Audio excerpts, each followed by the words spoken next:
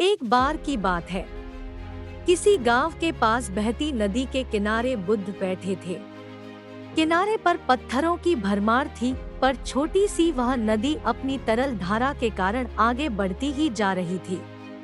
बुद्ध ने विचार किया कि यह छोटी सी नदी अपनी तरलता के कारण कितनों की प्यास बुझाती है, लेकिन भारी भरकम पत्थर एक ही स्थान पर पड़े रहते हैं और दूसरों के मार्ग में बाधक बनते रहते हैं। इस घटना की सीख यह है कि दूसरों के रास्ते में रोड़े अटकाने वाले खुद कभी आगे नहीं बढ़ पाते, परंतु जो दूसरों को सद्भाव और स्नेह देता है वह स्वयं भी आगे बढ़ जाता है। बुद्ध ऐसे ही विचारों में मगन थे कि तभी उन्होंने ग्रामीणों की एक भीड़ को अपनी ओर आते देखा। बड़ा शोर था और लोग किसी युवती के प्रति अपशब्द बोल रहे थे।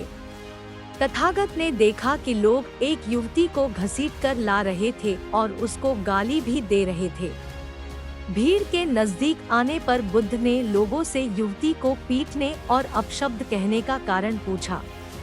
लोगों ने कहा कि यह स्त्री व्यभिचारी है और हमारे समाज का नियम है कि यदि व्यभिचारी स्त्री पकड़ी जाए तो उसे पत्थरों से कुचलकर मार डालना चाहिए। तथागत ने युवती की ओर देखा और कहा, जो तुम चाहते हो वही करो, पर मेरी एक शर्त है कि पत्थर मारने का अधिकारी वही है जिसने कभी व्यभिचार न किया हो और न ही उसके मन में ऐसे विचार कभी आए हों। इतना कहकर तथागत शांत हो गए। चारों ओर मौन था। कुछ समय बाद लोगों की भीड़ मन में पश्चाताप का भाव लिए हुए वहां से विदा हो गई। तथागत यह भी कहते थे कि सबसे पहले व्यक्ति को खुद की पहचान करनी चाहिए।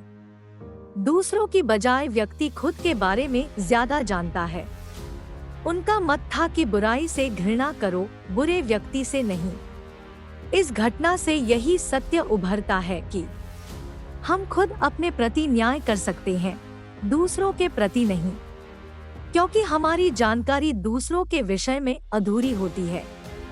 यदि हम किसी के प्रति न्याय करना चाहते हैं तो उसे ऐसा प्यार और स्नेह मिलना चाहिए कि खुद ही अपने दोषों को स्वीकार कर ले और उन्हें पुनः न दोहराने का व्रत ले।